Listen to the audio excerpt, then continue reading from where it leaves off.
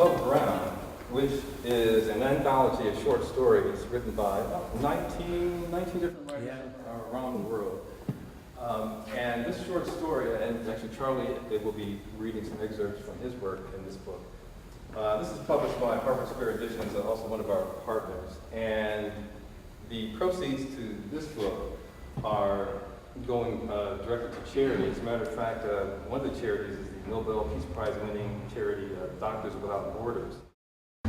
I wanted to thank Jerry Bryant and Mia Riverton and Harvardwood for providing this opportunity to launch, quite literally, this new press.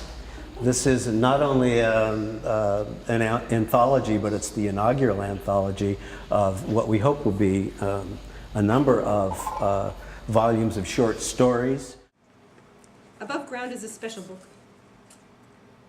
In this anthology of living fiction, you'll find a first-hand account from the streets of the Romanian Revolution, another by an alum in Brazil, one in Spain, somebody at Brussels and at NATO, one in Hollywood, Charles Diegelman, a writer from Los Angeles, who was the finalist in the Bellwether competition sponsored by Barbara Kingsolver. The authors are holding book talks like this all over the world. We're scattered all over the globe, and someday I'm sure I am going to meet my colleagues. For the time being, I'd like to read about growing up absurd in the 1950s and 60s. This is called The Crash. One spring, Gus and his father built a soapbox racer. Now, this was no jalopy. This was a bona fide racing machine constructed according to official specifications for the National Soapbox Derby held each year in Akron, Ohio. Gus's entry sported regulation wheels and an innovative brake system specially designed by his old man. Although he enjoyed building this racer with his father, Gus could sense that his old man had something to prove. Years earlier, Gus's mother had grown tired of living with workers in the projects of Jamaica Plain, an ancient Boston neighborhood.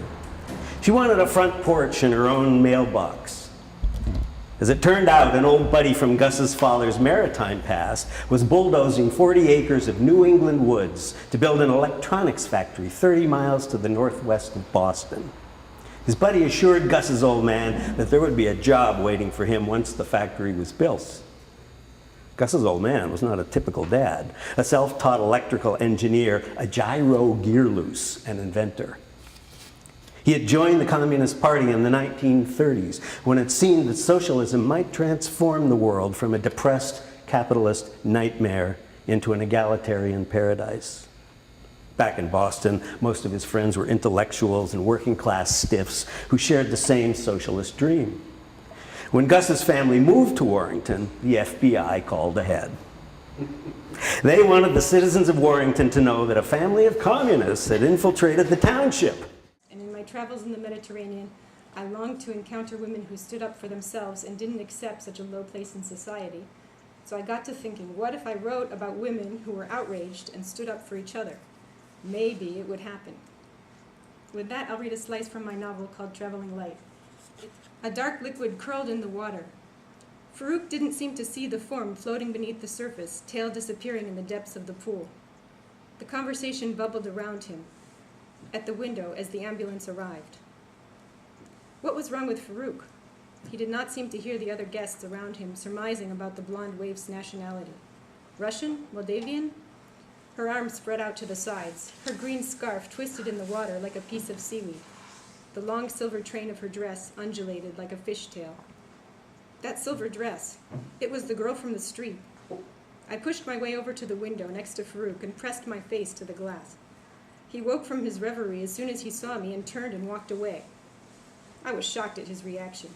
How could he dislike me so much? We'd only just met. Languages rang in my ears.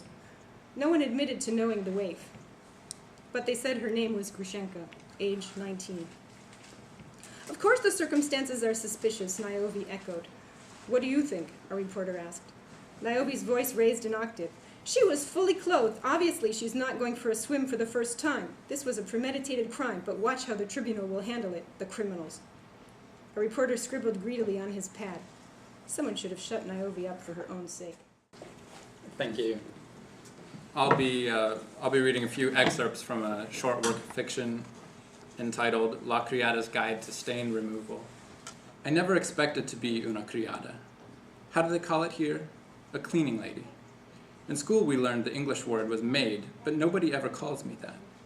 Maybe they think maid is rude. I do not know why. They call me a cleaning lady, which I guess is better, or sometimes they call me a house cleaner to leave the gender out. My career change was not without warning. My mother was also una criada. She worked 6 days a week, never on a Sunday. And when she was not cleaning another family's house, she was cleaning ours. The woman never stopped. There was no mess she could not clean up. That's what my father, so proud of his woman, would always say. No hay una mancha que no pueda limpiar. After spending my adolescence watching her, memorizing and internalizing her methods, I came to think the same of myself.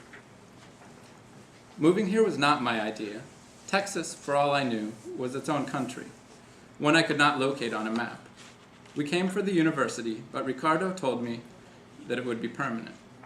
I expected to return to Buenos Aires after he completed his postdoc in any event, but things do not always happen like you imagine. That was 28 years ago. Now my husband is director of the Department of Physics. He works with superconductors and other very loud machines.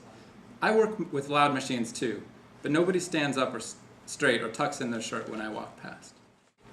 Intellect, like a tapeworm, was beginning to eat away at me from the inside.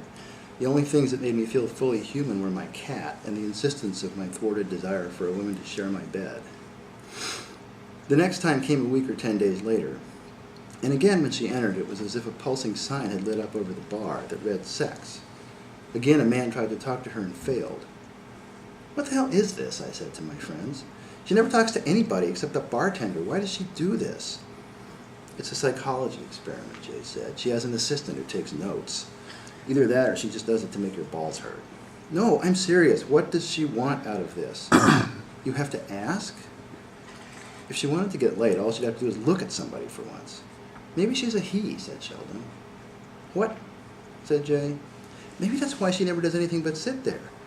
She's a drag queen. She's a guy. She just wants to see if she can pass. She can pass, said Jay. I'm giving her an A+ right now. Hey, it makes some kind of sense. I'm telling you she's not. Look at her ankles. Look at her feet. She's not a man. But what does she want? I said. I thought if you had come in naked, the invitation to imagine having sex with you would not have been more blatant. It would have been less so. Your nakedness would have been an invitation, and yet it would have revealed your helpless humanity, vulnerable and in need of care. My care, I wanted to think.